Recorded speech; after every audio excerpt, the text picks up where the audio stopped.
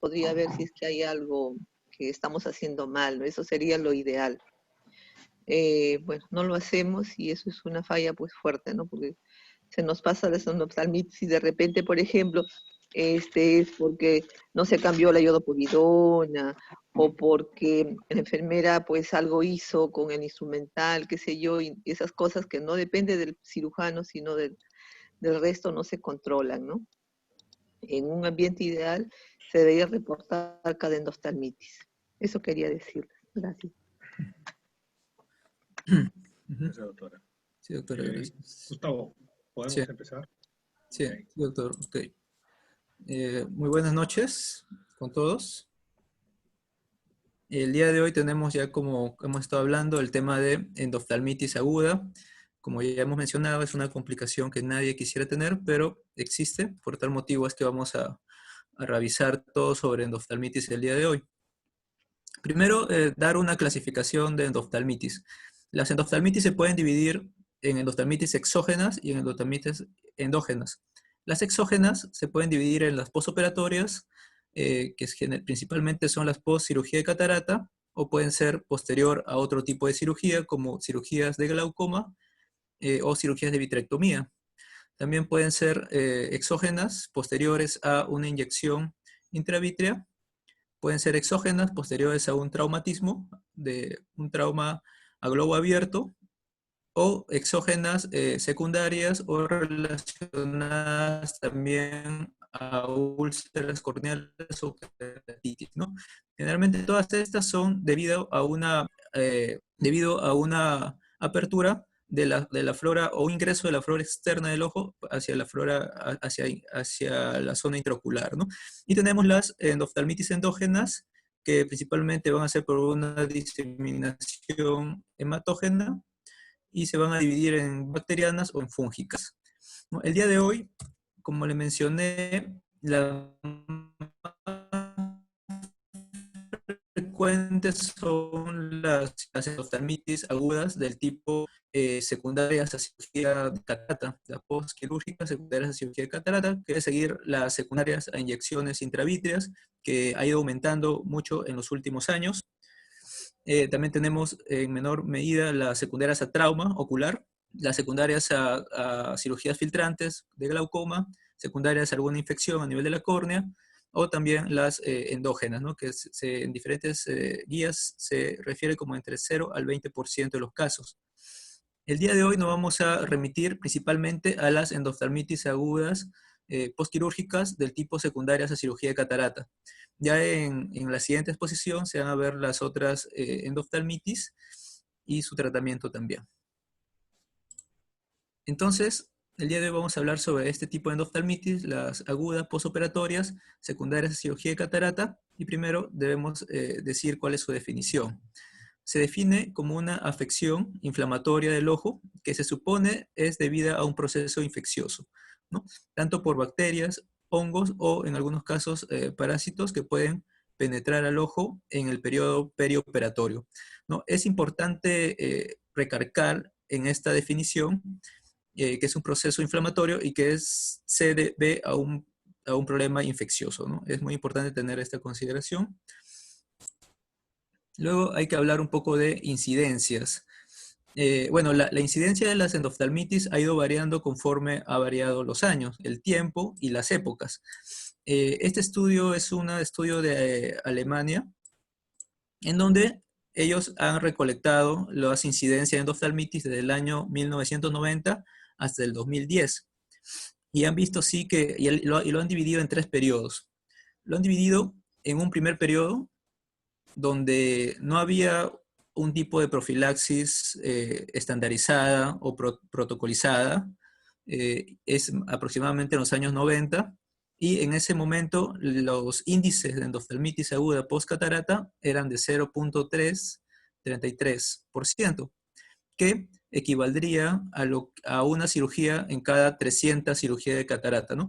En la exposición voy a poner muchas veces así una endoftalmitis en 300 cirugías, una endoftalmitis en 1000 cirugías, porque a veces así es, se puede entender mejor que con solo colocar la incidencia en números, ¿no? Luego, vino digamos, la profilaxis con yodopovidona y lograron bajar un poco su incidencia hasta 0.22%, que equivalía a 1 en 1000 cirugías de catarata, una endoftalmitis.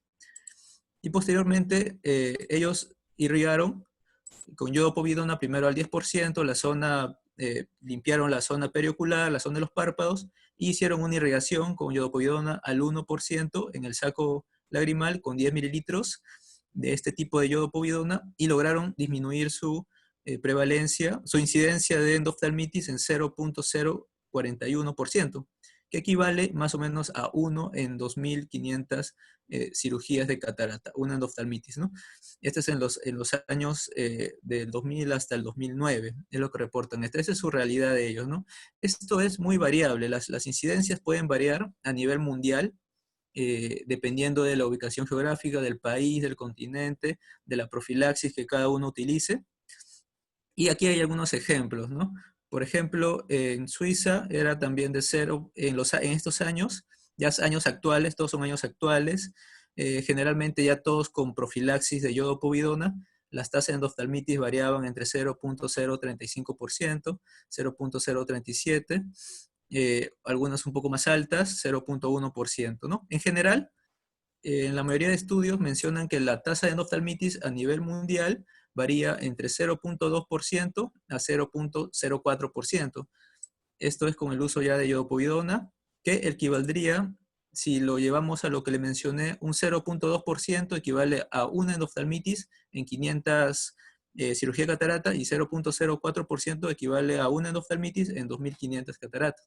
Entonces, un promedio de esto es que una incidencia a nivel mundial aceptada es tener una endoftalmitis en 1000 cirugías de catarata, ¿no? Más o menos para tener una referencia más rápida, más, digamos, un promedio, ¿no? Porque esto sí es variable en cada país, ¿no? Entonces hay que recordar esto, ¿no? Lo normal en todo caso sería tener una endoftalmitis en 1000 cirugías de catarata. Bueno, eso va a ser importante cuando hablemos de profilaxis, por eso es que quiero que lo recuerden.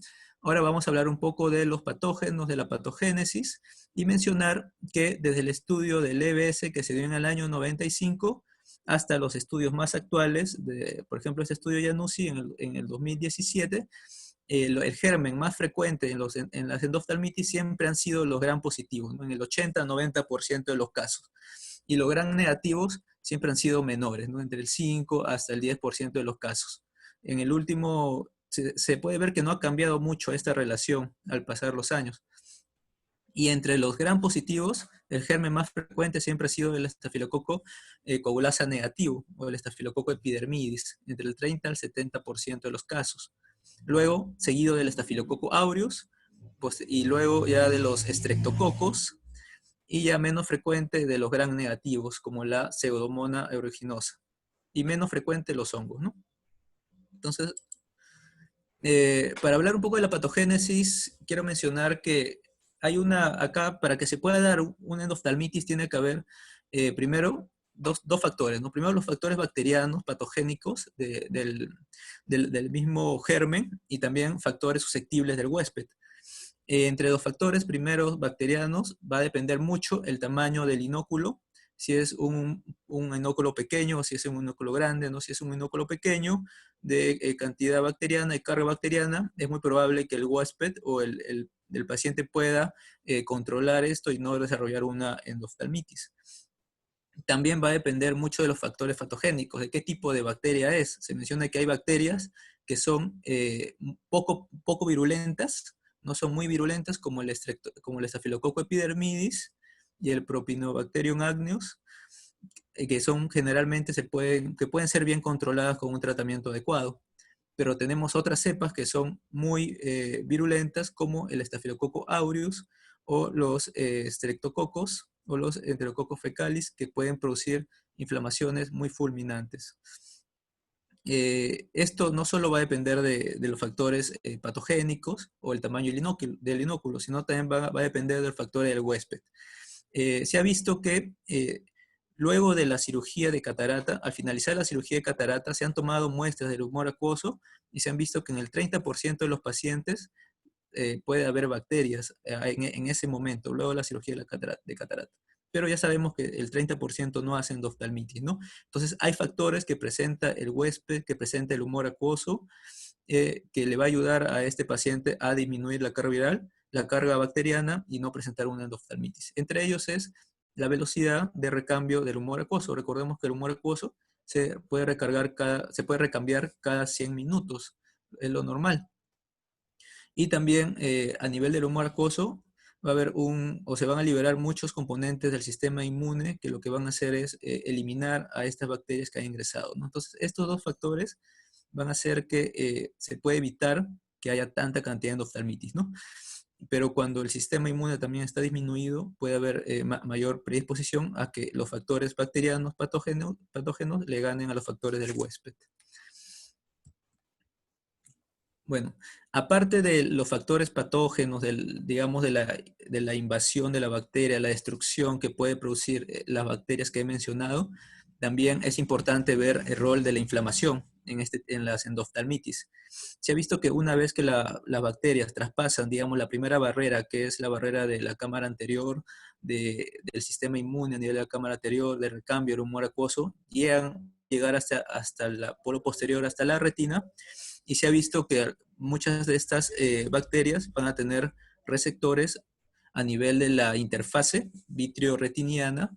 Se menciona que en estas células hay unos receptores que son los receptores Toll-like, son similares a los receptores TOLC, y aquí es donde se van a unir los componentes de estas bacterias y van a producir que se liberen mediadores inflamatorios a nivel ocular, tanto como interleuquina 6, factor necrosis tumorales, interleuquinas 1, todo esto va a hacer que haya un mayor reclutamiento de polimorfonucleares, mayor quimiotaxis, y todo esto va a ser generalmente, toda esta respuesta inflamatoria es para poder detener a las bacterias que han ingresado, ¿no? Pero a la vez que la detienen, también toda esta respuesta inflamatoria va a causar daño a la retina, ¿no? Ya que la retina es un órgano que tiene privilegio inmune y generalmente no está expuesto a altas cantidades de factores inflamatorios. Bueno, también algunos autores dividen a la patogénesis de la endoftalmitis en tres fases. Primero, la fase de incubación, que es una fase clínicamente inaparente. Menciona que puede durar entre 16 a 18 horas. Va a depender bastante de la carga bacteriana. También va a depender del tiempo. El tiempo de la fase de incubación también va a depender de la virulencia del germen. Como le mencioné, hay bacterias que son más virulentas que otras. Y luego ya tenemos la fase acelerada, que es aquella donde ya se puede ver primero una inflamación a nivel de la cámara anterior, que luego va a pasar la infección al segmento posterior. Va a haber también una respuesta inmune en la cavidad vítrea, como le mencioné hace un momento, con liberación de abundantes factores inflamatorios, macrófagos y linfocitos. Y si la enfermedad sigue progresando, puede llevar a una fase destructiva, también con mediadores inflamatorios, ya que van a conllevar a una injuria a nivel de la retina y proliferación vitreoretiniana, ¿no? Con complicaciones también mayores. Estas son las fases de la patogénesis, y aquí también les he traído cuáles son específicamente qué gérmenes van a presentar mayor y menor virulencia. Se menciona que el estafilococo epidermidis, el coagulasa negativo, digamos el germen más frecuente de las endoftalmitis, es el que va a tener una menor virulencia. Afortunadamente va a tener relativamente, no es virulento, es lo que se menciona. Luego tenemos los otros gérmenes como el estafilococo aureus, los estreptococos, que van a tener una virulencia moderada, y otros gérmenes, otras bacterias que van a tener como los gram negativos, ¿no? La pseudomonas, las serratias, los proteus, que van a tener una virulencia muy alta, ¿no? Pero sí, estas se van a dar en menor frecuencia, pero van a tener una virulencia mayor, y especies también de... Entonces tenemos bacterias que son menos virulentas y bacterias que son más virulentas. Las menos virulentas les mencioné ya, el Staphylococcus epidermidis, el Propionobacterium agnes. Y entre los más virulentos tenemos el Staphylococcus aureus, la pseudomonas, los estreptococos y el Bacillus cereus. Se menciona que el Staphylococcus aureus va a estimular que se liberen una gran cantidad de citoquinas, también su pared, digamos, al ser destruida, va a producir una mayor respuesta inflamatoria en su mecanismo de daño. Las pseudomonas y los estreptococos, a diferencia de las otras bacterias, tienen la capacidad de producir esta enzima que se llama neomolicina, que se va a encargar, es una enzima proteolítica y se va a encargar de, digamos, lisar en la cavidad vítrea, las proteínas de la cavidad vítrea, y también se va a encargar de lisar a los factores de complemento que intentan destruir a estas bacterias, y también al interferón. Entonces, de esta manera, esta pseudomona y los estreptococos tienen la capacidad de producir una mayor destrucción y una mayor respuesta inflamatoria también. Luego tenemos al Bacillus cereus, que se ha visto en los estudios que su principal, digamos, forma de realizar su patogénesis es a través de los receptores Toll-like, que es lo que le mencioné, que es, digamos, es el punto inicial de partida que gatilla toda la respuesta inflamatoria, ¿no? Entonces, principalmente esta bacteria está muy relacionada a este receptor y produce también una respuesta inflamatoria muy intensa. Bueno, eso con respecto a los factores patogénicos. También quiero mencionar que se ha visto que algunas bacterias, siendo susceptibles a algunos antibióticos, no han respondido bien al tratamiento con estos antibióticos susceptibles. ¿Esto por qué se debe? O se ha estudiado que existe también un biofil que algunas bacterias pueden producir.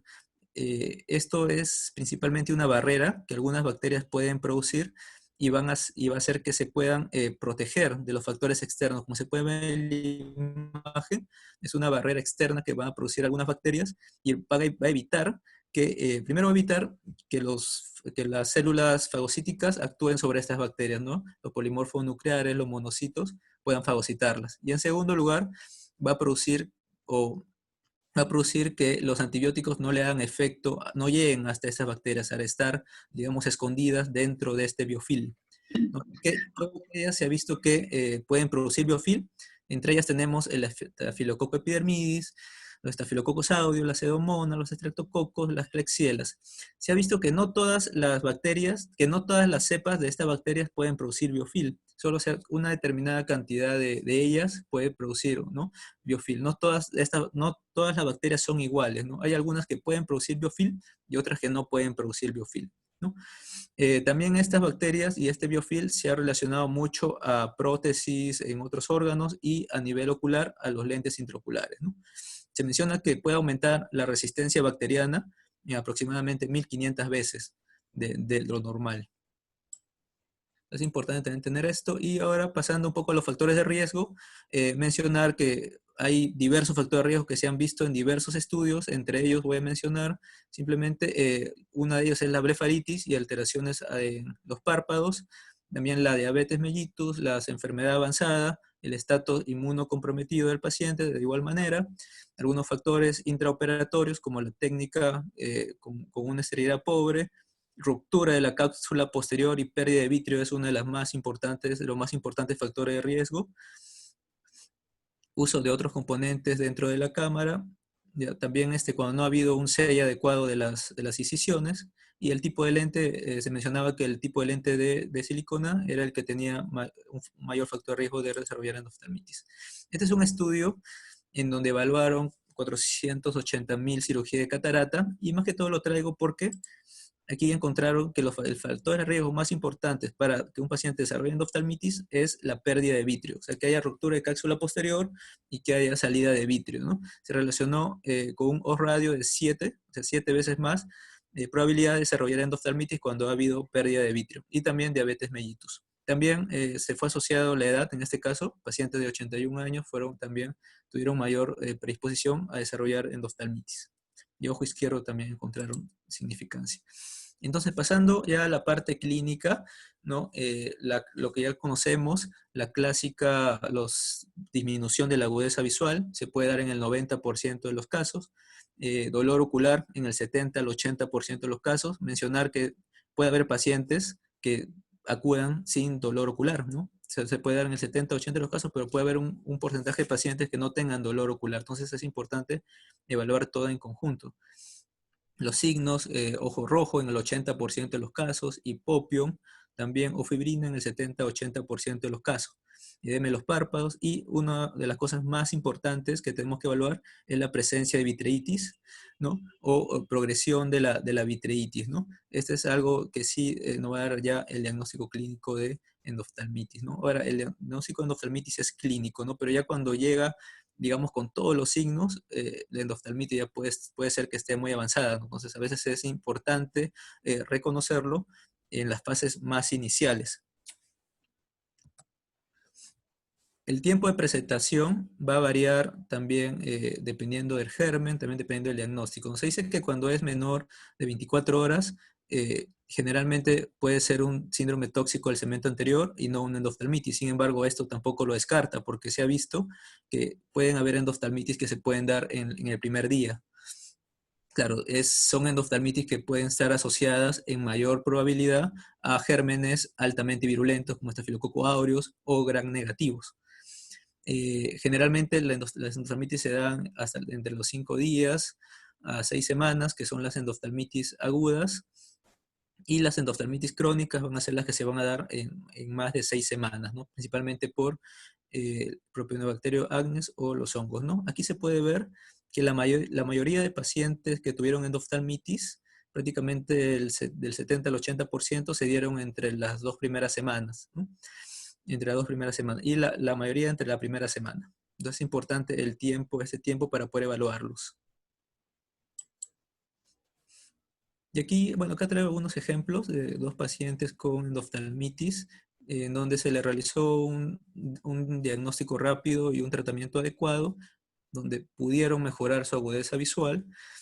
Aquí hay uno, y aquí también tenemos otro que tenía una agudeza visual inicial de movimiento de manos, y con un tratamiento adecuado que vamos a ver más adelante, lograron tener una agudeza visual final de 20/30 y de 20/25. Estos pacientes fueron pacientes que tuvieron una endoftalmitis por estafilococo coblasa negativo, que es el estafilococo epidermidis, que es el más frecuente, ¿no? Pero también tenemos casos de pacientes que pueden llegar así, que son pacientes que generalmente, están asociados a gérmenes mucho más virulentos. Este paciente es un paciente que tuvo una Pseudomonas aeruginosa, y se ha visto que los pacientes que presentan esta Pseudomonas aeruginosa, en este reporte de 12 pacientes, a pesar de que se le dio un tratamiento rápido, adecuado, con los antibióticos intravítreos necesarios o tratamiento de vitrectomías, prácticamente todos llegaron a NPL, o quedaron en NPL o PL. No solo uno llegó hasta 20/400. Y muchos también tuvieron que llegar a enucleación, a evisceración, a enucleación principalmente, ¿no? Entonces, estos cuadros de gran negativo principalmente son muy, digamos, severos y fulminantes, ¿no? Entonces, tener bastante cuidado y evaluar bien a todos nuestros pacientes postoperatorios. Bueno, el diagnóstico, como le mencioné y le recalco siempre, es clínico. No es necesario realizar un examen auxiliar para comenzar con el tratamiento, y es también lo que mencionan en todas las guías. Se debe considerar, ya una vez que el paciente tenga todos estos signos, se debe considerar como una emergencia. Y ya al comenzar el tratamiento también generalmente se toma una muestra tanto de humor acuoso como de cavidad vítrea, dependiendo del tratamiento que se está realizando. Y esto es importante para poder determinar el germen, ¿no? Esta determinación del germen no nos va, digamos, a ayudar en el primer tratamiento, el tratamiento inicial, pero nos puede guiar en el tratamiento posterior si el paciente no responde al tratamiento empírico. Se ha visto que con esta determinación se puede determinar en el 70% de los casos el germen, pero principalmente cuando la muestra ha sido tomada de cavidad vítrea, ¿no? Hasta en un 60% de los casos, y un 20% de los casos cuando ha sido tomada de humor acuoso. Entonces es importante también obtener una buena muestra antes de que comience el tratamiento. Entre los diagnósticos diferenciales siempre puede haber un poco de confusión en algunos pacientes con el síndrome tóxico del segmento anterior, que es digamos, una patología estéril. Esta no es infecciosa, es una inflamación, digamos, estéril del segmento anterior, que está relacionada a soluciones de irrigación o a materiales extraños que han ingresado dentro de la cavidad, dentro de la cámara anterior. Y otro diagnóstico diferencial también puede ser la retención de fragmentos cristalinianos cuando ha habido alguna complicación en la cirugía de catarata. Puede haber migración de fragmentos cristalinos en la cavidad vítrea o también en la cámara anterior, ¿no? También podría dar una inflamación severa que puede confundir con una endoftalmitis en el postoperatorio. Pero la principal, digamos, el principal diagnóstico diferencial es el TAS, ¿no? Entonces, hay varios criterios para poder diferenciar entre un TAS y una endoftalmitis aguda. Uno es el tiempo, que generalmente el TAS se da entre las 12 a 24 horas. La endoftalmitis aguda puede ser un poquito más tardía. Otro también es el edema corneal. Generalmente en el TAS se menciona que el edema es de limbo a limbo, toda la córnea presenta el edema corneal. Algo más para diferenciar sería obviamente la endoftalmitis, si podemos evidenciar la cavidad vítrea de esta presente inflamación en el vitrio, en cambio en el TAS no, ya que es una inflamación solo del segmento anterior, ¿no? Y algo importante, digamos, que podemos utilizar cuando tenemos dudas, cuando queda la duda, es la respuesta a los corticoides. El síndrome tóxico del segmento anterior tiene una buena respuesta a corticoides, a diferencia de la endoftalmitis aguda. Entonces, si un paciente está en su día 2, por ejemplo, y nosotros tenemos duda, podríamos realizarle una prueba o tener una prueba terapéutica con corticoides durante unas horas, evaluarlo nuevamente a las pocas horas y ver si se ha recuperado o no. Eso nos puede ayudar mucho a diferenciar si es una endoftalmitis o es un TAS, ¿no? Si se ha recuperado la inflamación, es un TAS. Si no se ha recuperado, generalmente ya estamos pensando en una endoftalmitis, ¿no? Pero siempre si es que queda la duda, en todo caso, se debería tratar como una endoftalmitis, ¿no? ¿Tú cómo lo tratarías, Gustavo? Si me queda la duda, yo lo trataría como una endoftalmitis, doctor. Porque, Acuérdate que eres ya retinólogo. Prácticamente ya estás, o sea, ¿cómo lo tratarías? Ya como... ya, pero es claro, eso voy a hablar de más adelante, o los tratamientos de... Sí, ahí hay dos corrientes, ¿no? O bien iniciar con antibióticos intravítreos directamente o con vitrectomía. No, no, no tanto eso, sino Ya. cuando de un TAS. ¿De un TAS? Justo el Ya, teléfono bueno, no existe. claro. Sí, o sea, en ese momento yo le dejaría, digamos, corticoides, digamos, de prednisolona seguido cada hora o cada media hora y lo evaluaría primero para, digamos, en unas cuantas horas para diferenciar si es un TAS o una endoftalmitis. Si estoy seguro que disminuyó y fuera un TAS, le dejo también corticoides vía orales y un tratamiento de corticoides tópicos así intensivo, ¿no? Durante el primer día al menos. ¿Qué diferencia habría en que le inyectes un antibiótico intravítreo? Ya tú, como retinólogo. Claro, si le inyecto un antibiótico ¿Tienes algún intravítreos, riesgo? no, también disminuiría la inflamación. También disminuiría la inflamación, ¿no? Más rápido. No, a eso iba. A eso iba. O sea que muchas veces los minutos cuentan y entre que estés dudando, mejor inyéctalo. Ujú, Inyéctalo. Eso de echar gotas y ver qué pasa, pues a las 4 horas que han pasado ya es tarde a veces. exacto. O sea, sí, Entonces, acá el tiempo es si, muy si importante. tienes una buena técnica para colocar un antibiótico intravítrea, como colocar un Avastin, lo pones. ¿Dónde estaría el problema? Bien puesto, no pasa nada. Nada más eso. Disculpa, continúa, mi amigo. Ujú, ya, pues, gracias. Una forma también de que nos puede ayudar a diferenciar si es un TAS o es un endoftalmitis u otro diagnóstico diferencial es la ecografía, ¿no? Haciendo una ecografía nosotros podemos ver la cavidad vítrea, podemos ver las opacidades que se van a dar en las endoftalmitis, las bandas vítreas que pueden haber, como se puede ver en el caso, membranas vítreas, también membranas retro y aloideas también podemos encontrar. En las endoftalmitis puede asociarse también al desprendimiento de vítreos totales o parciales, engrosamientos retinocorrideos o edemas irregularidades maculares compatibles con edema, ¿no? Desprendimiento de retina o desprendimiento corrideos también se pueden encontrar en los pacientes con endoftalmitis. Otro diagnóstico diferencial que lo puse porque una vez me tocó tener es la retención de triancinolona, ¿no? A veces cuando ha habido una complicación y se ha usado triancinolona en la cámara anterior, puede quedar y puede asemejar un hipopio, ¿no? Y cierto grado de confusión en algunos casos, pero se puede ver que hay una diferencia en este hipopio, ¿no? Son más como granulitos que se han quedado y también puede haber movimiento del hipopio, ¿no? No se queda fijo. Pero también es un diagnóstico para considerar. Entonces ya pasando al tratamiento, primero voy a hablar de la profilaxis de las endoftalmitis post cirugía de catarata. Y para hablando de profilaxis, la primero que voy a hablar es de la iodopovidona, que es la profilaxis que primero se demostró y la que actualmente se utiliza prácticamente obligatoriamente en todas las cirugías, ¿no? Lo que tenemos es que antes del uso de la iodopovidona, la incidencia de endoftalmitis se reportaba entre 0.3 a 0.4%. Que es más o menos uno en 300 cirugías, ¿no? Una endoftalmitis en 300 cirugías. Luego de la incorporación de la iodopovidona, la que más se recomienda usar es el 10% en la piel, en la zona periocular, en la piel y la limpieza también de los párpados, y al 5% a nivel de la conjuntiva, ¿no? ¿De dónde salió esta dosis? De este estudio justamente, ¿no? En este estudio evaluaron estas dosis al 10% en la zona periocular, al 5% en la conjuntiva. También evaluaron otras dosis al 10% en la zona periocular y no le pusieron nada en la conjuntiva. Le pusieron otra concentración al 5% en la piel y al 5% en la conjuntiva. Pero de estas tres modalidades, la que mejor dio resultado fue esta, ¿no? La del 10% en la zona periocular y 5% en la conjuntiva.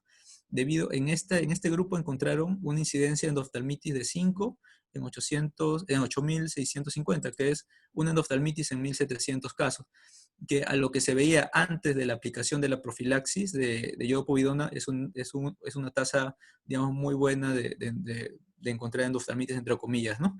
Entonces, después de esto y de otros estudios también que han replicado estas dosis, es, digamos, la dosis que más se recomienda en las guías y, como le dije, prácticamente de manera obligatoria realizarla en todas las cirugías de catarata. Luego, otro tipo de profilaxis, también que está actualmente muy en boga y se está hablando mucho de la profilaxis con los antibióticos intracamerulares, intracamerales. El primer antibiótico, digamos, usado para este tipo es la cefuroxima intracameral. Se dio a conocer principalmente por este estudio en el 2007, que fue un estudio de la Sociedad Europea de Cirujanos de Segmento Anterior y también de cirujanos refractivos, en donde ellos hicieron un estudio multicéntrico, evaluaron muchos lugares de Europa y evaluaron lo que es la cefuroxima intracameral. Primero dividieron a sus grupos en 4 grupos. Un grupo en donde no se le administró la cefuroxima intracameral, ningún tipo de antibiótico, tampoco operatorio, o sea, antes ni después. Otro grupo al que solo se le colocó la inyección de cefuroxima intracameral, y otro grupo donde se le puso gotas de levofloxacino, y otro grupo que se le puso gota de levofloxacino y también la inyección intracameral, ¿no? Solo para mencionar aquí lo que se encontró en el grupo control, que fue este grupo A, y este grupo B fue el grupo que solo se le puso la cefuroxima intracameral, encontraron estas incidencias de endoftalmitis. En el grupo de control encontraron de 0.3% de incidencia de endoftalmitis, que es uno en más o menos 300 endoftalmitis, en 300 cataratas. Y en el grupo de la cefuroxima intracameral encontraron 1 en 1.300 cirugías de catarata. Entonces ellos llegaron a la conclusión que la cefuroxima intracameral reducía aproximadamente 5 veces el riesgo de presentar endoftalmitis, ¿no? Y desde este momento la cefuroxima intracameral para Europa ya quedó como ley y prácticamente está también en todas las guías y es como un medicamento que ha demostrado disminuir el riesgo de endoftalmitis, ¿no? Ahora, luego de esto también se han hecho muchos otros estudios evaluando la cefuroxima intracameral, prácticamente todos la mayoría en Europa, prácticamente todos en Europa, encontrando disminución de la incidencia de endoftalmitis, ¿no? Bastante, más o menos 5 veces en todas, ¿no? Todas las series. Aquí tenemos más series de cefuroxima intracameral, ¿no? Todas han logrado disminuir las índices de endoftalmitis, pero hay esto principalmente sucede en Europa, ¿no? En Europa ha sido bien aceptada esta cefuroxima intracameral, pero en otros lugares no es tanto así, como en Estados Unidos no se replicó estos hallazgos, digamos, de Europa, ¿no? De por sí, Estados Unidos ya, bueno, en algunos estudios mencionan que este índice que ellos encontraron con la cefuroxima intracameral, ellos ya lo tenían sin necesidad de colocar ni un antibiótico intracameral, ¿no? Simplemente realizando la profilaxis, una buena profilaxis con la iodopovidona, ellos llegaban a estas tasas de 1 en 1300, de 1 en 1500. Entonces, ellos no utilizaban todavía la cefuroxima intracameral, ¿no? Como lo utilizaban en Europa. También mencionaban que la cefuroxima de por sí es una cefalosporina de amplio espectro, pero tiene un mayor efecto hacia los gram positivos, que sí es lo más frecuente en las endoftalmitis, pero deja un poco desprotegidos a los gram negativos, ¿no? Y por eso también que en algunos estudios se ha visto que aumentó un poco las incidencias de endoftalmitis por gram negativos en Europa. También se ha visto que la cefuroxima es un antibiótico que tiene acción tiempo dependiente. ¿Qué significa? O sea, su acción bactericida para matar a los gérmenes tiene que ver con el tiempo. Se dice que la cefuroxima, para que pueda matar a estos gérmenes que se han encontrado en las endoftalmitis, tiene que pasar aproximadamente 10 horas. Y estas no creen, o los que los que están en contra de la cefuroxima, no creen que la cefuroxima permanezca 10 horas dentro del humor acuoso, ¿no? Ya que hay un recambio constante, le dije, cada 100 minutos. Entonces, los retractores de la cefuroxima creen que no sería un antibiótico adecuado para usarlo intracameral. Por tal motivo, en América, principalmente en Estados Unidos o en Sudamérica, lo que más se utiliza o se fue utilizando fue el moxifloxacino, que también es un antibiótico, en este caso una fluoroquinolona de amplio espectro, que sí cubría cubría tanto gram positivos y también cubría gram negativos de igual manera, y hasta algunos organismos atípicos, a diferencia de la cefuroxima que principalmente cubría gram positivos. Y su acción del moxifloxacino es concentración dependiente, es decir, no dependía del tiempo que tenía que estar con el germen, sino más dependía de la concentración que se le daba en ese momento al germen. Entonces, a una concentración adecuada, el moxifloxacino podría disminuir la cantidad de bacterias en el humor acuoso, por ejemplo, ¿no? Y por eso es que también hay muchos estudios sobre moxifloxacino intracameral, principalmente en otros países que no son de Europa, Estados Unidos, Canadá, India, no se ha visto, y se ha visto que la incidencia de endoftalmitis en estos casos ha sido mucho, inclusive menor que la reportada con la cefuroxima intracameral, ¿no? Uno de los estudios más grandes sobre moxifloxacino intracameral es este, de Haripriya, de la India, en donde analizó 600.000 cirugías, donde utilizó el moxifloxacino intracameral, pero utilizó un moxifloxacino elaborado en la India, que se llama Auromox. Ellos en su estudio encontraron que utilizando esta moxifloxacino intracameral, disminuyeron la incidencia de endoftalmitis de 0.07% a 0.02%, que equivaldría de 1 en 1400 a 1 en 5000, ¿no? Es lo que disminuyeron ellos la incidencia de endoftalmitis con el moxifloxacino intracameral, que equivale a 3.5 veces más o menos disminuir el riesgo de endoftalmitis, ¿no? Entonces ellos consideraron que sí, el moxifloxacino sería un antibiótico muy adecuado para disminuir el riesgo y la incidencia de endoftalmitis, al igual también en los pacientes que tenían ruptura de cápsula posterior con pérdida de vítreo, también se vio una disminución en las tasas de incidencia de endoftalmitis considerable.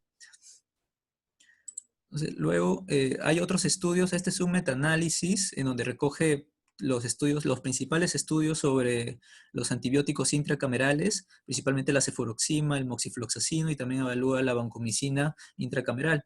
Juntaron una cantidad de 900.000 ojos de 17 estudios y encontraron estas incidencias de endoftalmitis, que con la cefuroxima intracameral tenían una incidencia de 0.03%.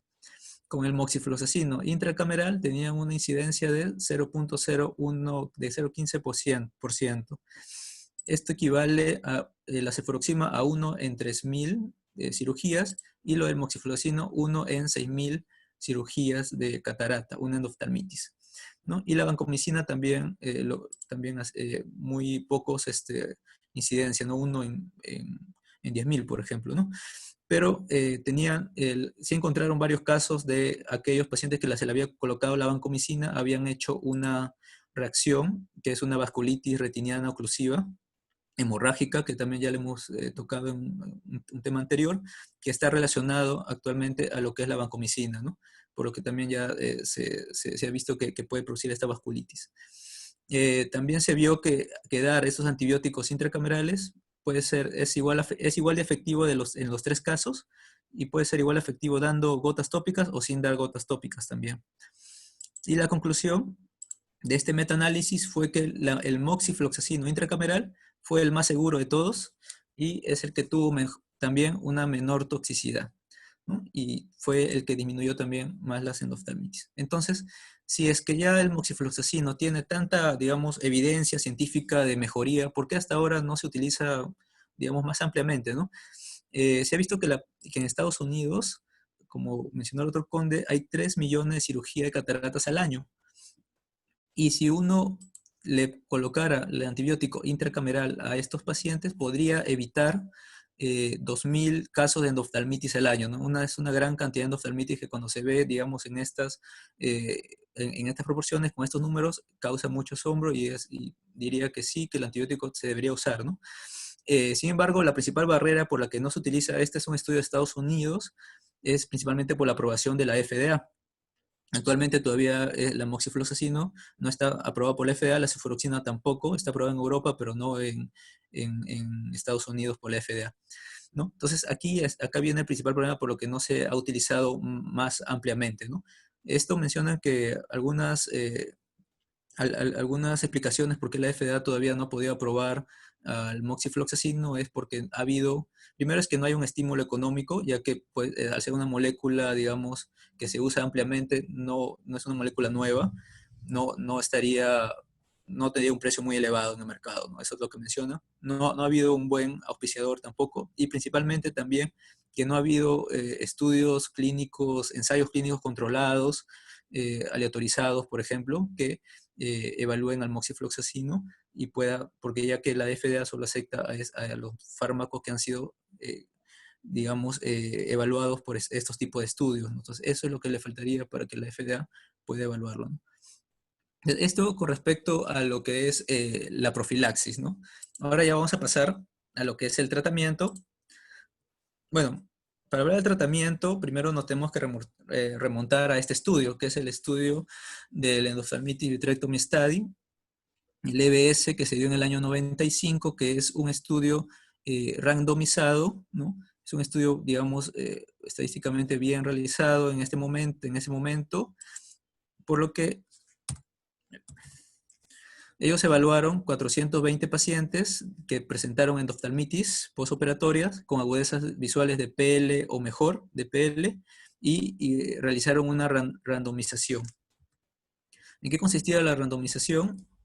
Dividieron a pacientes en donde le daban o realizaban un tratamiento de una vitrectomía inmediata y a pacientes en donde le iniciaban con antibióticos intravítreos de vancomicina y amikacina.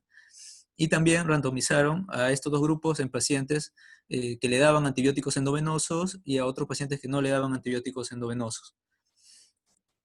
¿Cuáles fueron los resultados en este estudio? El resultado fue que no hubo diferencia, en primer lugar, en aplicar antibióticos sistémicos, en este caso endovenosos, tanto la amikacina o la ceftazidima. Tampoco hubo diferencias en realizar una vitrectomía o colocar antibióticos intravítreos cuando la agudeza visual era mejor que PL, es decir, MM a mejor. Pero sí hubo diferencia cuando la agudeza visual era PL, los pacientes fueron mejor cuando se le realizó una vitrectomía inmediatamente.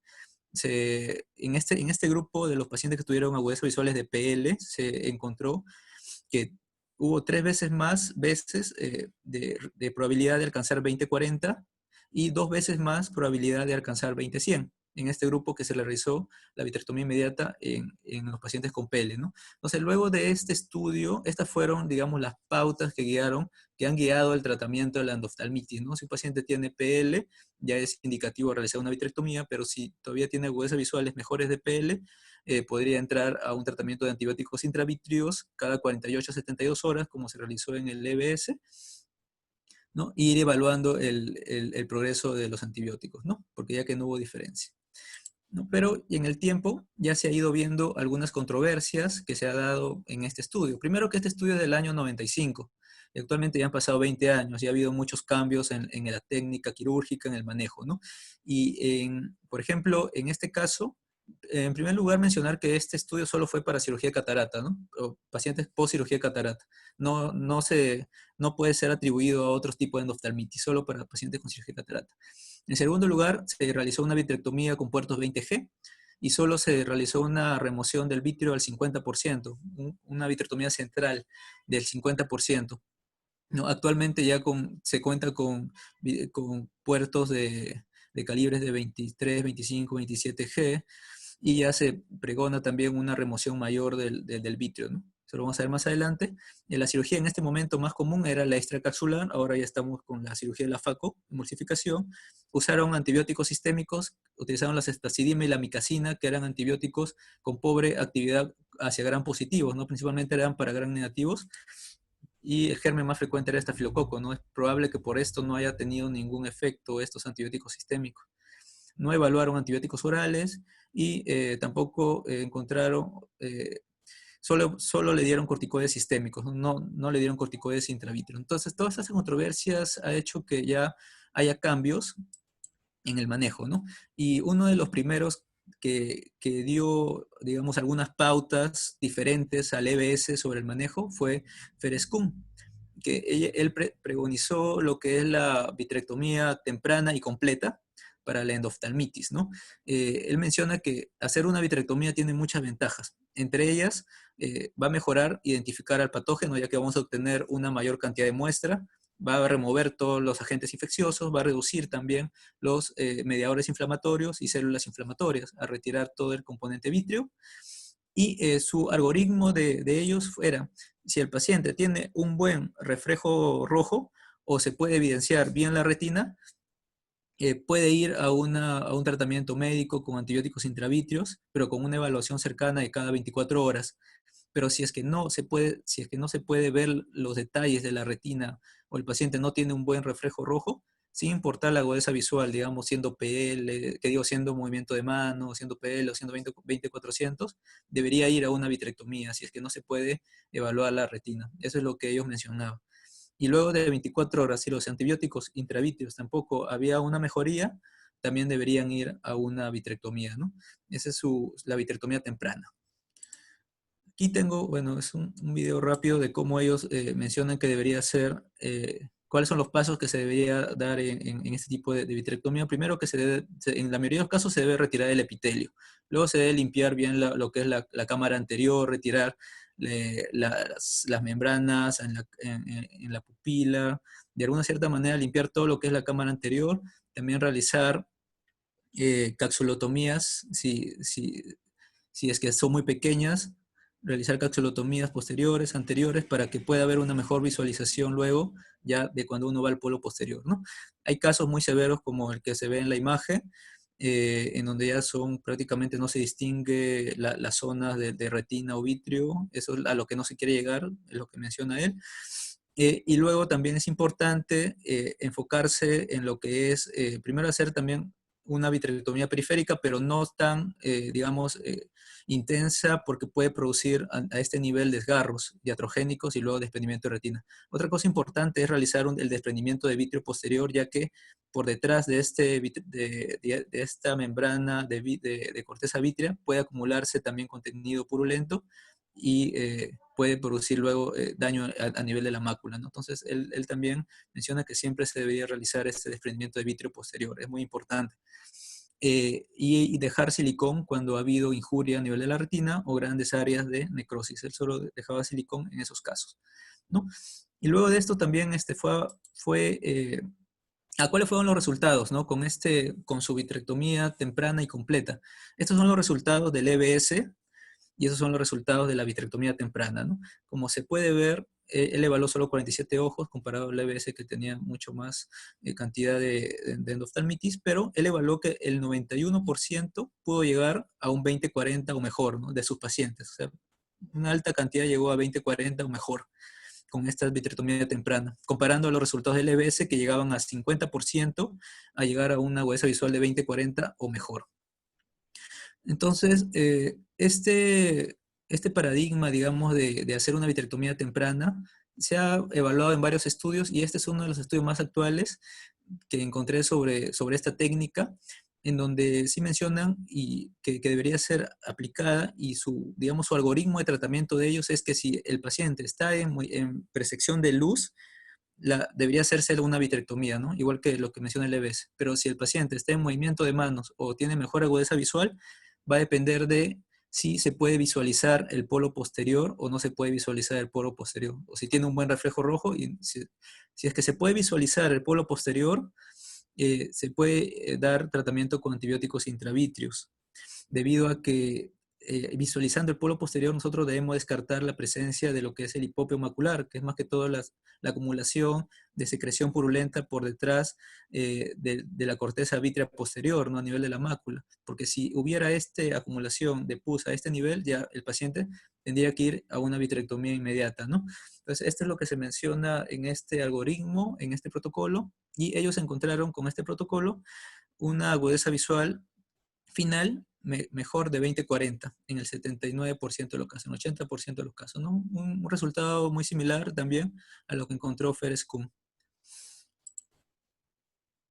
Pero ¿qué dicen las guías, no? Tenemos la guía de cirujanos de catarata de Europa y de cirujanos refractivos de Europa. Lo que mencionan es que sí se debería hacer como primera opción una vitrectomía central y completa cuando se disponga del cirujano de vitreoretina y se presente todas las condiciones para poder hacerlo. Si es que no se tiene esto inmediatamente, se debería comenzar como una segunda opción con los antibióticos intravítreos, vancomicina y ceftazidima, y luego en la menor cantidad de tiempo realizar la vitrectomía, ¿no? Es lo que dice esta guía, un poco asociado a lo que también mencionó Feres Kuhn. Pero otras guías, como esta guía de la Sociedad Española de Retina y Vítreo, todavía continúa con el protocolo del EBS, ¿no? Mencionan que sí se debería seguir el protocolo EBS, ya que fue un estudio randomizado, aleatorizado, y el más grande que se ha dado hasta ahora, que él mencionaba que si es PL se hace la vitrectomía, y si es mejor de PL debería ir a antibióticos intravítreos, ¿no? Entonces todavía hay un poco de controversia con respecto a cuál es el tratamiento, por lo que aquí les traigo un estudio en donde evalúan cuál es la práctica digamos, en la vida real, ¿no? de los pacientes o de los cirujanos vitreoretinales de varias partes del mundo. Por ejemplo, fue un estudio que recolectó varias opiniones de Europa, de África, de Asia, Sudamérica. Evaluaron 237 casos donde el 74% de los pacientes, de los casos fue dado o se realizó una vitrectomía temprana. Ellos mencionaban que una vitrectomía temprana era aquella que se daba durante la primera semana, ¿no? También al 25% de los pacientes le colocaron esteroides, corticoides intravítreos. Al 21% de los pacientes le colocaron esteroides sistémicos, y al 66% de los pacientes le colocaron antibióticos sistémicos, ¿no? No, como se puede ver, no están, porque yo he visto bastante que en otros estudios también mencionan que colocar los corticoides intravítreos ayuda mucho a lo que le mencioné, el proceso inflamatorio, ¿no? Pero no están habiendo estos resultados, que solo la cuarta parte coloca los corticoides intravítreos. Me da mucho la atención, ¿no? Buscando un poco más de información de esto, también encontré que algunos estudios estaban a favor de dar los corticoides intravítreos de dexametasona intravítrea, y otros estudios no encontraban ningún beneficio. Inclusive algunos estudios encontraban que era peor cuando se le colocaba la dexametasona intravítrea, ¿no? Por eso puede ser que no todos todavía estén utilizando los corticoides intravítreos. Otra cosa que me llamó atención fue los antibióticos sistémicos, ¿no? El 66% de los pacientes, sí, de los pacientes fueron sometidos a estos, ¿no? También se está viendo que es una práctica que se está usando mucho. Entonces, como conclusión de este estudio, ellos mencionan que sí, bueno, a nivel de estos, digamos, países, hay una predilección actualmente por realizar una vitrectomía temprana lo más rápido posible durante la primera semana. También una predilección por utilizar las quinolonas sistémicas, principalmente las fluoroquinolonas, ¿no? El ciprofloxacino, moxifloxacino, levofloxacino. Entre estos, buscando el que utilizaron aquí y el que ha tenido, digamos, que él tiene mejor llegada hacia el ojo, es el moxifloxacino vía oral. Pero bueno, no he visto aquí que lo tengamos, que lo podemos utilizar, ¿no? Pero es el que está y que se utilizó en este estudio también. Y que viendo estos resultados, vemos que la mayoría, al menos de los cirujanos de retina, en estos países no se adhieren a las guías del EBS, ¿no? Probablemente por todo lo que le mencioné, por lo que ya ha pasado más de 20 años desde que se publicó sus resultados, ¿no? Bueno, y eso es todo lo que le quería traer. De todas maneras, cualquier preguntas, comentarios.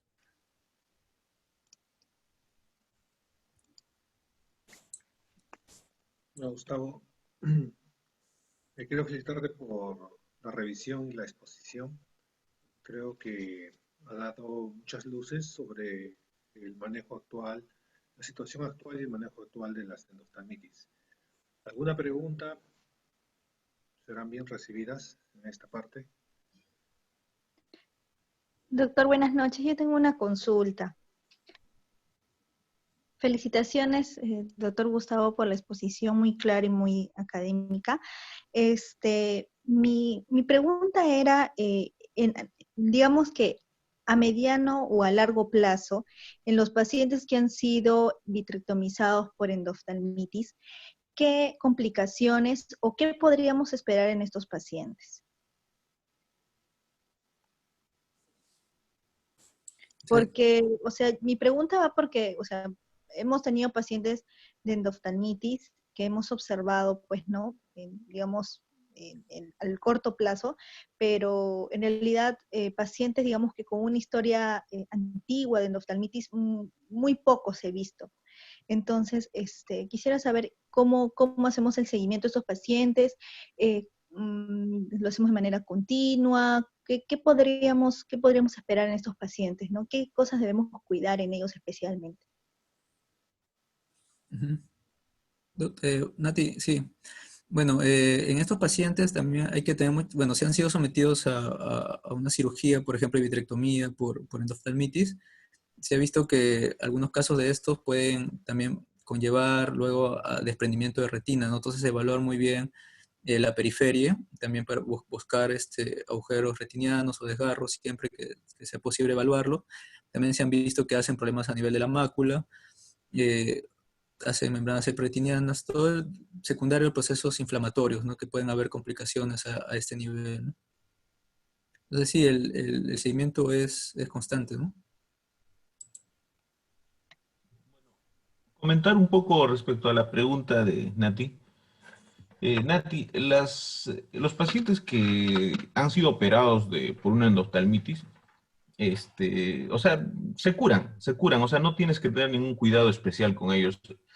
Tienes que tener el mismo cuidado que tienes con cualquier paciente que has operado de catarata.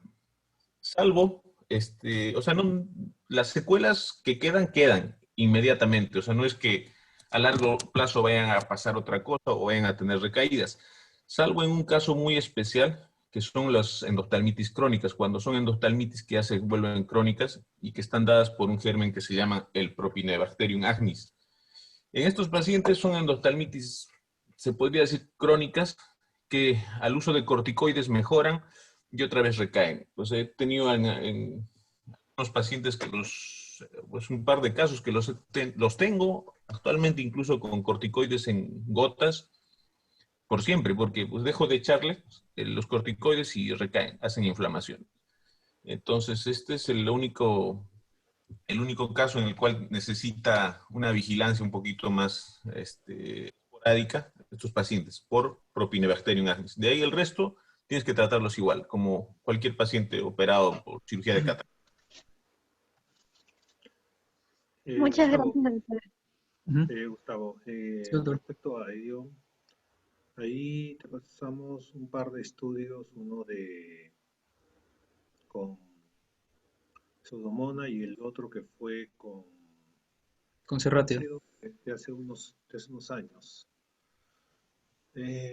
Sí, pues las endoftalmitis una vez tratadas, agregando lo que dice la autoría, son tratadas, usualmente se comportan, pero en estos otros gérmenes sí creo que, digamos, separando el análisis en estos gérmenes, sí realmente tienen serios problemas, ¿no? ¿Por qué? Porque de una serie que separaron 12 pacientes de Pseudomonas, 6 fueron a una evisceración, ¿no? Sí, fueron a Entonces, y eso operación. fue entre 6 meses y un año después del tratamiento que tuvo de vitrectomía. Entonces, si bien es cierto, la mayoría de pacientes sí va a estabilizar, se va a quedar con sus secuelas, pero también estos otros gérmenes, realmente los efectos que van a tener sobre los pacientes va a llevar que a la larga incluso el paciente pueda terminar siendo eviscerado, ¿no? Entonces, de ahí la importancia de, en cuanto a identificar y obviamente dar la mejor cobertura, ¿no? Para evitar que el paciente siga pues en un proceso de lesión permanente, ¿no? En cuanto a, yo quería comentar algo, ¿no? Sobre esto de los requisitos de la FDA, analizando un editorial en el cual hablan sobre este problema y por qué la FDA no acepta el uso de los antibióticos intracapsulares porque han demostrado, digamos, una protección y evitarían, pues, ¿no? Una gran cantidad de endoftalmitis en Estados Unidos, no hay problema para ellos. Lo que pasa es de que, aparte del poco estímulo para la industria farmacéutica, también es el tema de cómo plantear un trabajo en el cual vas a tener un placebo y vas a tener uno al que le vas a poner el medicamento, sabiendo que colocar el medicamento de todas maneras hay mayor protección. O sea, del punto de vista de investigación, de ética, tienen un problema ellos. Y lo que plantea la Academia Americana en ese editorial es buscar que la contundencia de datos, porque habla de más de 600.000 casos en estos tres grandes estudios, ¿no? En los que usa para fundamentar esto, sobre la mayor protección respecto a los que no usaron la medicación.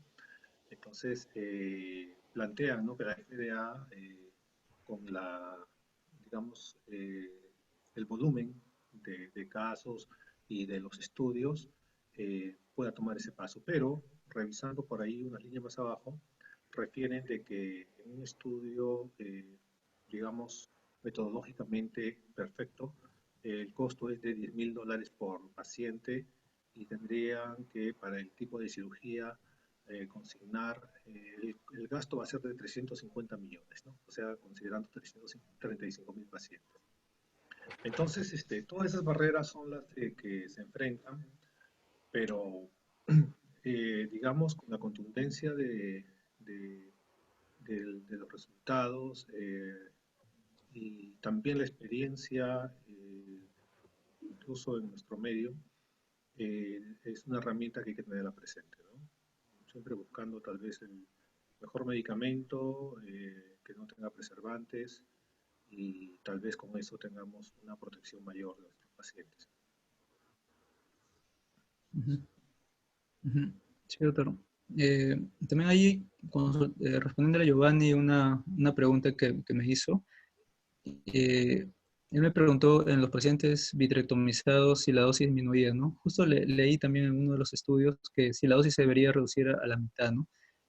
De los antibióticos intravítreos que se utilizan, la vancomicina 1 miligramo y la ceftazidima 2 miligramos, debería reducirse a la mitad su dosis en estos casos de los vitrectomizados, ¿no?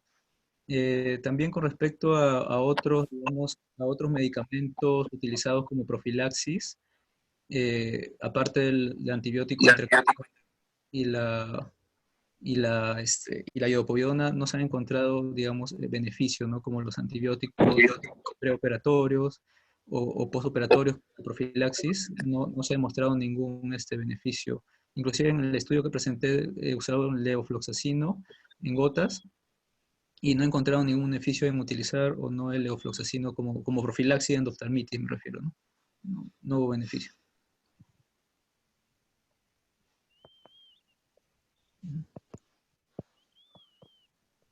¿Alguna otra consulta? Gracias, Gustavo.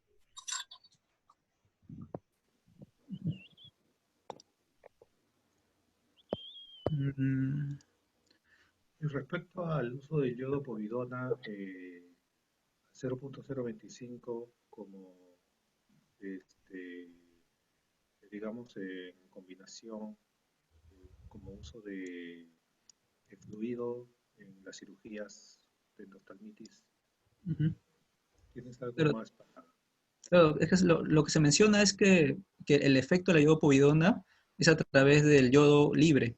O sea, mientras más yodo libre haya, hay mayor, digamos, mayor efecto en matar los gérmenes más rápidamente.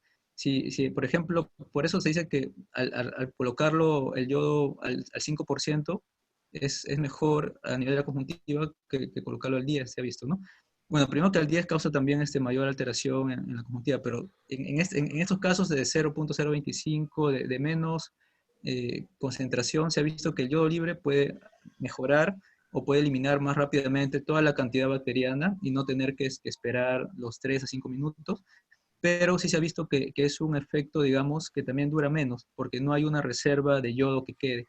Entonces, es adecuado, se ha visto que sí, irrigándolo puede disminuir también la incidencia de gérmenes, tanto en intraoperatorio, inclusive se ha visto que utilizando esta irrigación de yodo povidona, al finalizar de la cirugía, al tomar las muestras de humor acuoso, se ha visto que lo que era, digamos, se encontraba, lo que mencioné, 30% de bacterias, ya disminuía hasta el 1% o 0% de bacterias a nivel del humor acuoso, ¿no? Al terminar la cirugía. Entonces, sí, bueno, es algo que todavía se está estudiando porque faltan cantidad de pacientes para que se pueda demostrar mejor, ¿no? Pero sí es algo que hay varios artículos ya que están saliendo sobre la irrigación con yodopovidona. Gustavo, Ujú. no sé si escuché mal, justo hace rato entró una llamada telefónica. ¿Hablabas de que en pacientes vitrectomizados se tiene que usar la mitad de la dosis del antibiótico? Sí, lo que encontré en un estudio que mencionaban eso, que Eh, debería, ¿Qué debería- opinas al respecto? Bueno, entendí que era porque al no tener ya digamos, el vitrio, el clearance del antibiótico es mayor y, digamos, la concentración podría afectar más rápidamente a la retina, ¿no? La concentración que se le coloca. Ya, mira, lo más probable es que hayas entendido mal la información. Se refiere eso más que todo a los pacientes que están con aceite de silicón, Ujú. no tanto a un paciente vitrectomizado en sí, porque pues la dosis se va a diluir igual en el contenido ocular. En cambio, en los pacientes que tienen aceite de silicón, acuérdate que el porcentaje de líquido que tienen dentro del ojo es, ¿qué te digo?, el 5% probablemente.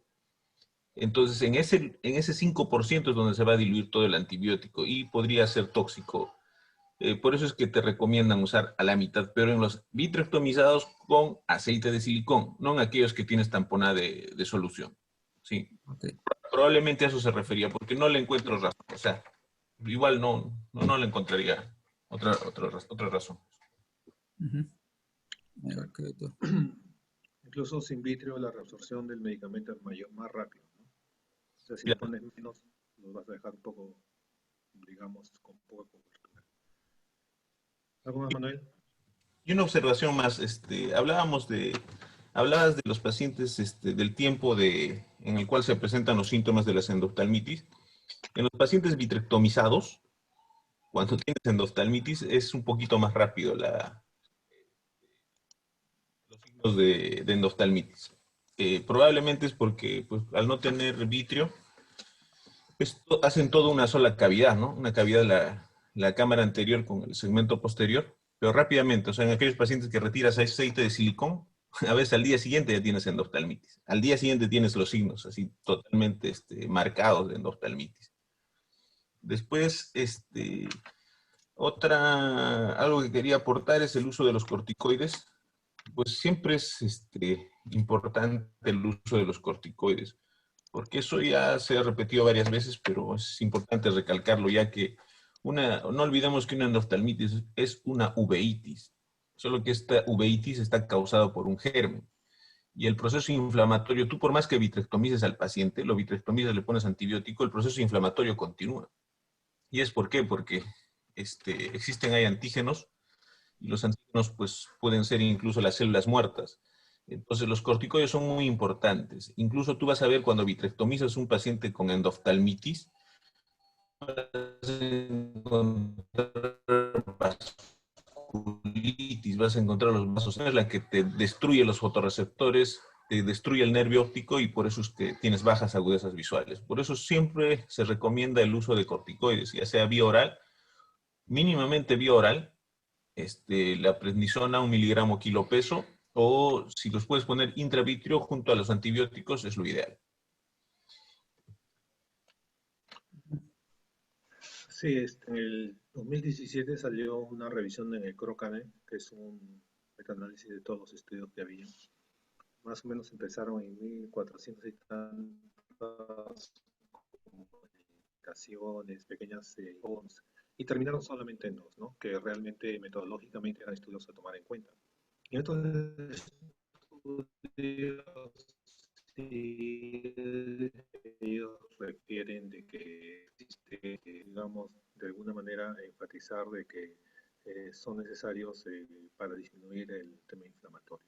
Y lo que sí quería también puntualizar es algo, ¿no? De que no esperemos pues que haya un hipopión grande o una reacción intensa para ya pensar en una endoftalmitis, ¿no? Un paciente que ha sido operado, que no ha tenido rotura de cápsula o que la tuvo, paciente que refiere dolor, que siente que ahí como que no está viendo bien. Entonces, y obviamente si notamos algo de celularidad o o algo, un pequeño ya depósito de información, ya deberíamos de tomar acciones en esos pacientes, ¿no? Porque en realidad a veces, debido a que los pacientes llegan al hospital ya un poco más evolución, digamos con más evolución, como que pensamos que los pacientes de endoftalmitis van a ser así, no, no, realmente no es así. Yo la primera vez que cambié mi manera de pensar respecto a endoftalmitis fue cuando vi una foto en un curso donde apenas se veía el hipopio, ¿no? Y en realidad es lo que tenemos que tener presente, ¿no? O sea, no esperar pues, ver un tremendo hipopio, un caso ya demasiado comprometido para decir a recién un endoftalmitis. Y Gustavo, una pregunta. ¿Cómo diferencias un TAS de una endoftalmitis? Principalmente, clínicamente. Mm, bueno, Dos cosas puntuales, así. mm, bueno, los pueden tener. Ahí lo importante es ver la opacidad vítrea, ¿no? Si se puede evidenciar opacidad vitreitis, lo va a presentar primero la endoftalmitis, ¿no? El tiempo también de aparición, ¿no? No, pero clínicamente, signos que tú puedas ver visibles, así, tangibles, objetivos. ¿Qué cosa es? El edema corneal es más frecuente y es mayor en el TAS, ¿no? También. Mm, Es uno y... No, hay dos signos que te van a ayudar a diferenciar. Y van a venir muchas veces a preguntarte, ¿ya? Yo personalmente a todos los trato como endoftalmitis. O sea, en mi práctica privada, en mi práctica personal, para mí todos son endoftalmitis hasta que nada demuestre lo contrario. Pero hay dos signos clásicos. Uno es el ojo rojo. Un TAS, por lo general, es un ojo con hipopión, pero el ojo no está rojo, no está rojo. Y lo segundo es el dolor. Dolor, ojo rojo, hipopión, es una endoftalmitis. Pero si tú encuentras hipopión, inflamación, pero el ojo lo ves claro, blanco, o sea, la esclera, la conjuntiva, la ves un poquito hiperémica, si acaso algo, y no le está doliendo, pues es un TAS. Pero básicamente esos dos signos, el dolor y la hiperemia conjuntival, son lo que te va a marcar bastante. Pero personalmente yo a todos igual les recomiendo, trátenlos como endoftalmitis, a todos.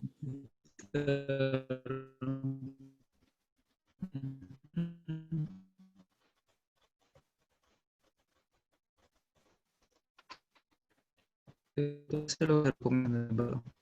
Sin duda, Todos, todos. Buenas noches, chicos. Doctor Rivera, felicitaciones por su exposición. Muy gracias, doctor. didáctica, muy simpática. Bueno, yo quería acotar algo con respecto a la preocupación que tienen a veces los chicos, los residentes, ¿no? Hasta en 2 o 3 oportunidades he visto a los residentes preocupados. Apenas ven un hipopio, dicen, no, endoftalmitis, vitrectomía. Entonces, ¿qué cosa es lo que deben pensar en ese momento, no? Ustedes tienen la posibilidad en el hospital de la ecografía.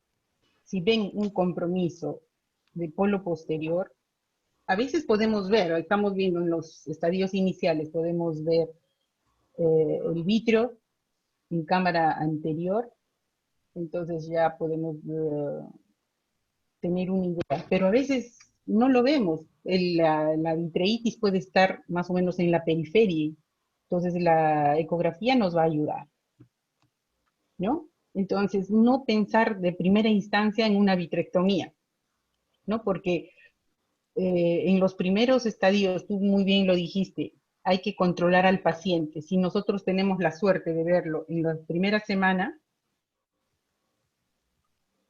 una intravítrea va a tener una respuesta espectacular. En 1 o 2 días vamos a ver el resultado, ¿no? Entonces, no desesperarse preparando ya de primera intención la vitrectomía para estos pacientes.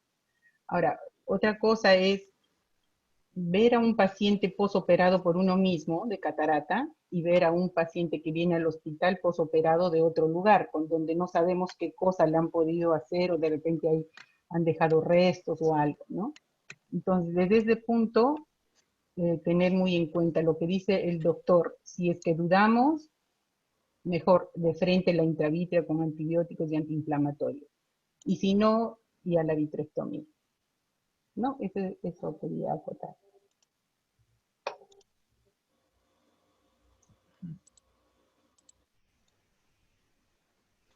Gustavo. ¿Qué tal, Lorena? Hola. Sí. Hola, ¿cómo estás? Gustavo, quería hacer una pregunta, de repente si habías revisado algo o alguno de los asistentes. Como bien mencionaste, dentro de las medidas profilácticas, la iodopovidona antes de la cirugía es el que más beneficio mostraba.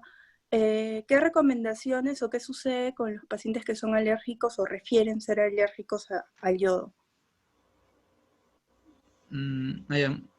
Claro, en esos pacientes hay la segunda opción que se puede usar para la asexia, digamos, de la zona operatoria es la clorhexidina. Bueno, es lo que se menciona la clorhexidina, el 0.05%. Es lo que se puede usar en pacientes alérgicos. Gustavo, si me permites. Sí, doctor.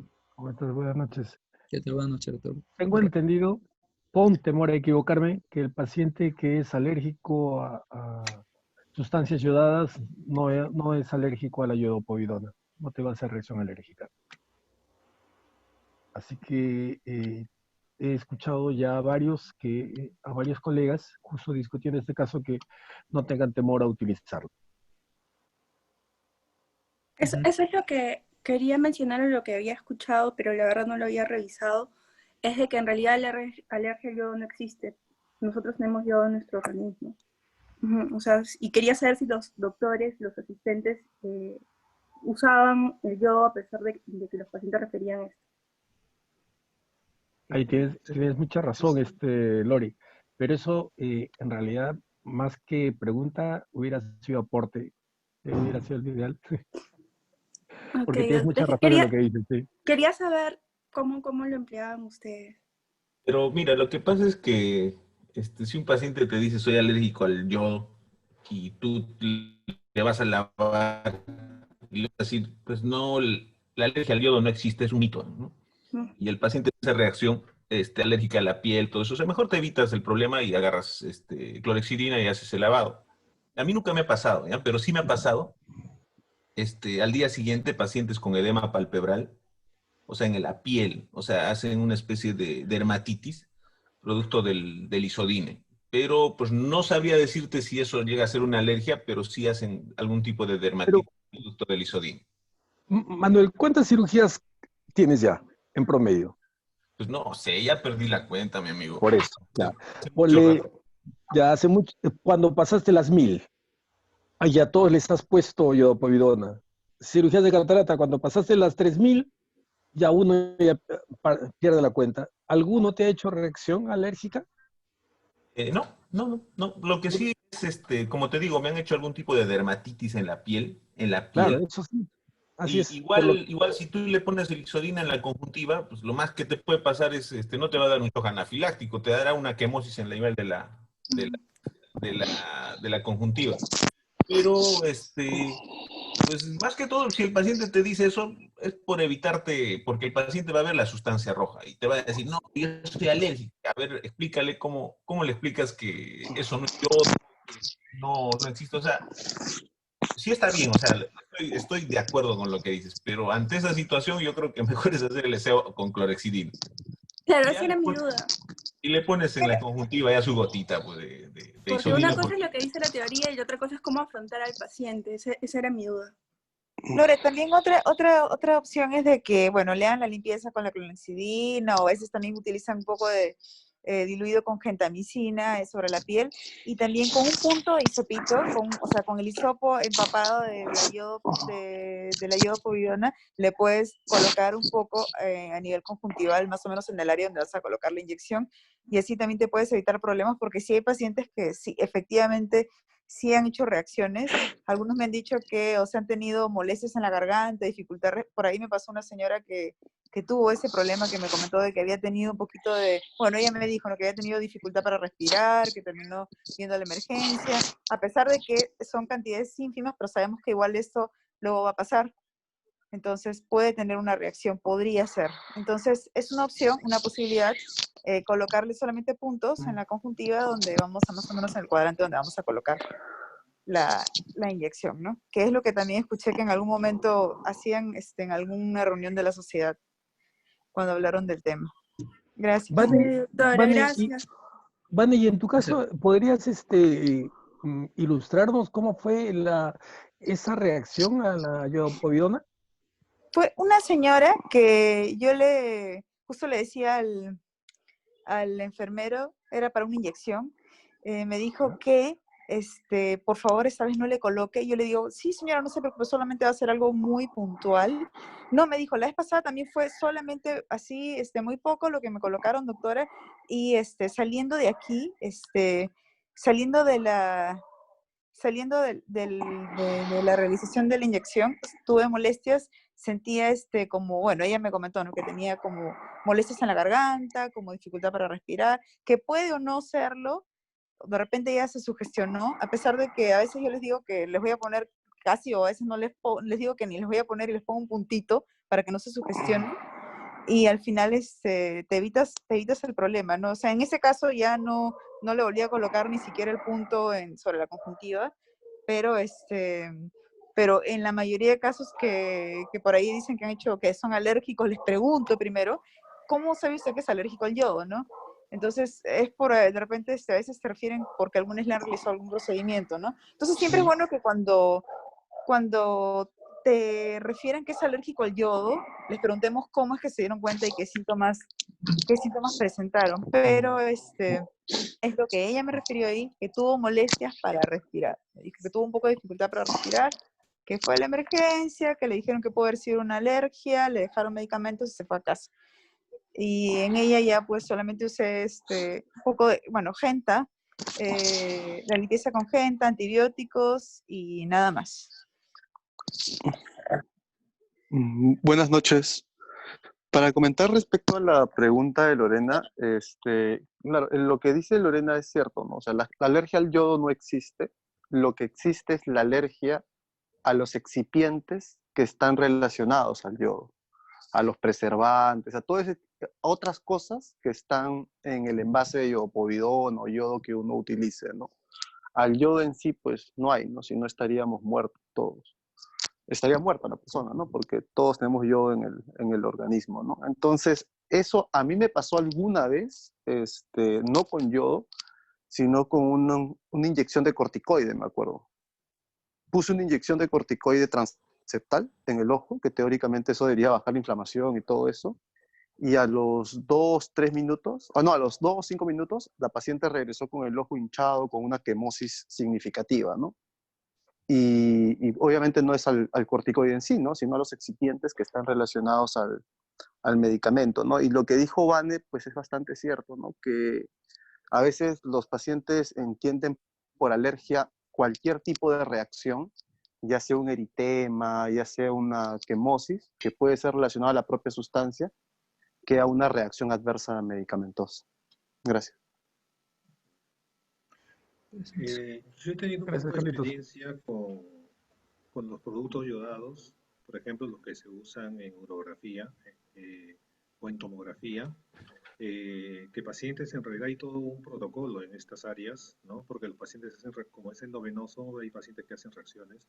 Como dicen, tal vez no será por el yodo, pero puede ser los componentes o en la forma como, digamos, en lo que se carga. Pero cuando hablan de reacciones, hablan en estos exámenes, hablan de productos yodados, ¿no?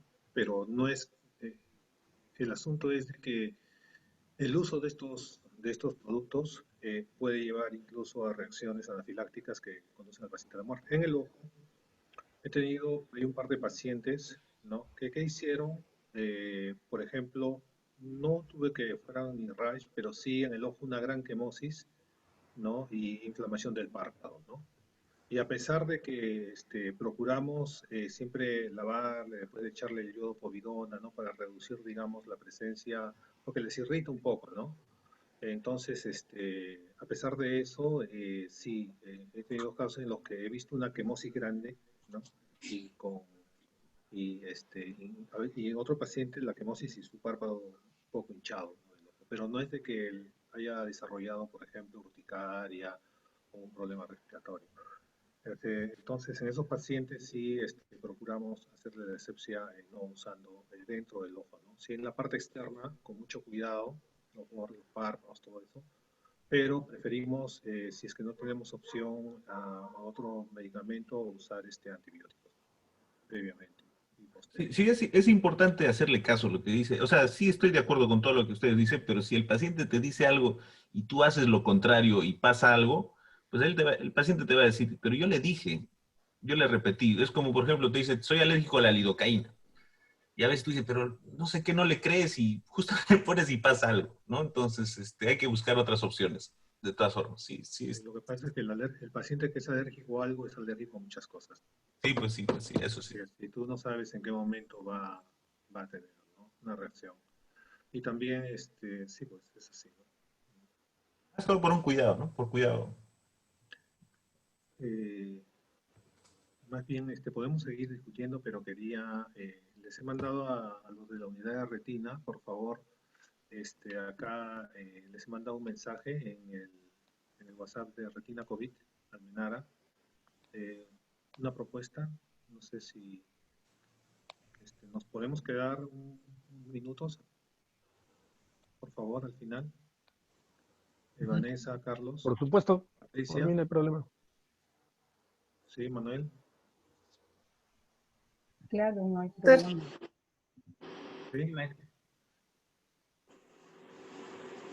Sí.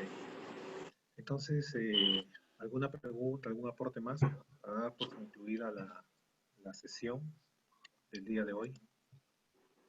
Carles, dime. Por favor, si me permites. Sí. Mira, para cuestiones prácticas, tenemos el aula con residentes, que muchas veces son los que enfrentan al paciente cuando llega con el proceso inflamatorio infeccioso dentro del ojo. Y como ya en algún modo dije hace varias semanas, el tiempo es crucial de una cirugía de las, qué sé yo, puede ser del día anterior, que lo revisaron al día siguiente y que la noche comenzó a hacer dolor. Llegó 8 de la noche, lo ve el residente, ya para ese momento tú sabes que encontrarnos a nosotros es imposible porque todos estamos durmiendo ya a esa hora. Le deja gotas y lo cita para el día siguiente para ver qué se le hace. Una de las cosas que nosotros hacíamos en el INO cuando nos quedábamos era desde y ahora